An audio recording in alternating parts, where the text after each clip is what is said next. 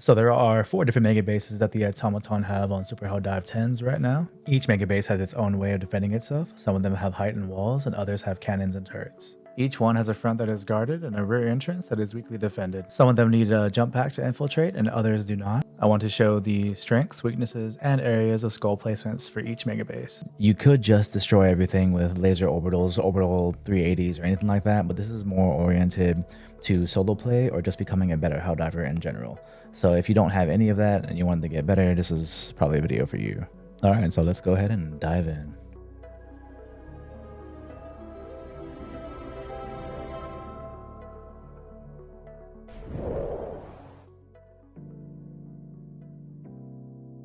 So this mega base is the easiest of them all because it has the lowest amount of cannons and turrets. I think devs went through and were like, well, we're gonna put a detector tower on it, so let's not put so many cannons or turrets around. It only has 2 cannons and then 4 turrets. There's only 2 cannons, but the one behind the detector tower is destroyed more than half the time, and I really don't know why. So the little mini turrets, they're gonna be armor of 4. So it is heavy armor. You're going to have to use something that can penetrate armor of 4, which is going to be like the autocannon, hand cannon, that kind of stuff. And then when you get to the cannons, they're going to have armor of 5, and you're going to have to use something like a commando or recoilless or things like that. There are 5 different ways that you can approach the detector tower, and only 2 of them matter. Like all mega bases, all the enemies are facing the front of the base. So we are going to find the detector tower and then go to the one entrance that is guarded by one small guy. And then you can just walk up the side of the base, especially if you have stealth armor, get behind the detector tower, and you're good to go from there. And then the jump pack stealthy way, you're going to go towards the same area, but instead of taking out the guy and then crawling up the stairs, you're going to take out this turret that's like overlooking the cliff. And then you're going to jump up the cliff and bypass that like little staircase way where enemies are like looking at you. And even if you don't take out this turret, it for some reason won't shoot you if you're behind the detector tower. I think it just can't shoot in that direction. I'm not sure. And this is just the way I do it. I jump up, I get underneath the detector tower so it can't see me, and then I attack everything with crossbows and throw thermites at the ones that I can't destroy with the crossbow, and then I jump off the top and enemies are calling in reinforcements already and all that. And if it really comes down to it, you can use the detector tower as cover for a little bit. Enemies just have a really hard time pathing towards you while you're on it. They just can't get to you. For some reason, you just can't bring down a hell bomb for this particular detector tower. The Megabase's detector towers, you can't bring one down.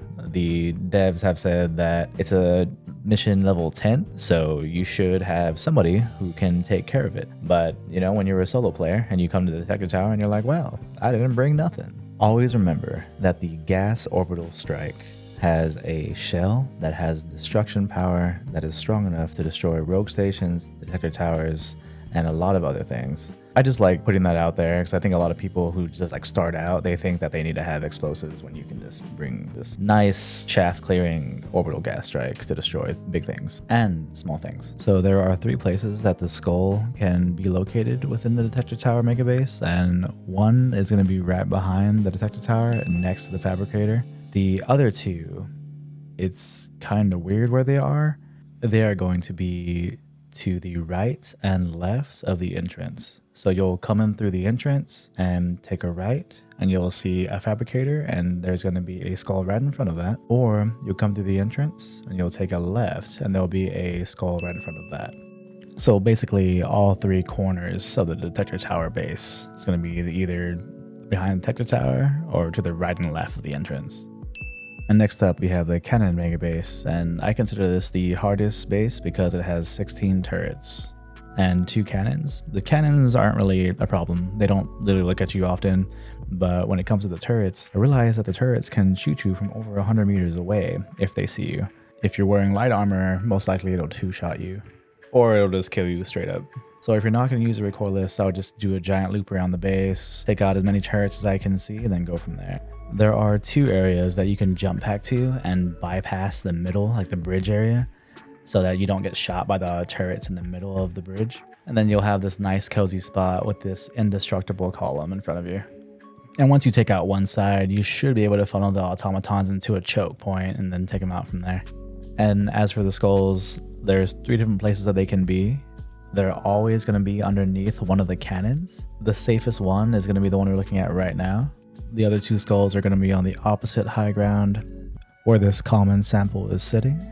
And then right across it is going to be the last skull. That is probably the hardest one to get because it's just covered in turrets. But yeah, basically the cannon base is uninfiltratable. You just can really funnel enemies from one side to the other, and that's kind of it. These 2 megabases are very similar. I had originally thought that there was only 3 megabases for the automatons, but there's actually 4. And the reason why I thought they were the same base is because the back end, the part that is unguarded, has a ramp that allows you to just walk in. So when it comes to infiltrating this base, there really isn't much to say besides get behind it. Once you get behind it, you're at the high ground and you can take the enemies one by one because they go up the ramp. The main difference is that pipe base has more cannons and circle base has a lot more turret. As for the skulls, there's only 2 places that it could be at. I couldn't find a third one. So if I'm lying, please tell me. There will be one like right next to this fabricator or one inside this little alleyway. The last base I have is the turret ditch base. It just has 12 turrets and 4 cannons. The biggest part about it is most of those turrets are in the front and a few of them are in the back. So you're gonna have, I think, 1, 2, 3 cannons in the back and 2 auto turrets. And a lot of those are inside of a pit. Once you take those out, cannons aren't really that big of a deal. It's that one turret that's sitting back there that is the big deal. Once you take that one out, you can start attacking from the high ground to the low ground and take everything out. I guess I just wouldn't recommend like running towards the front because there's a ton of turrets like watching that area. But if you just attack from the high ground, you should be fine. So what I like to do with circle base is I like to go up the ramp from behind and then take a left and go up this like junkyard, whatever this is, and then get behind this giant indestructible pillar and fight from here because nothing can really hit you from across it. The 3 skull locations, one is going to be within the turret pit, which I showed, and the second one is going to be in the middle. It's kind of out in the open. And the third one is going to be, once you go up the ramp, you take a left, and there's going to be 2 fabricators. And in between those fabricators, there's going to be a skull right there.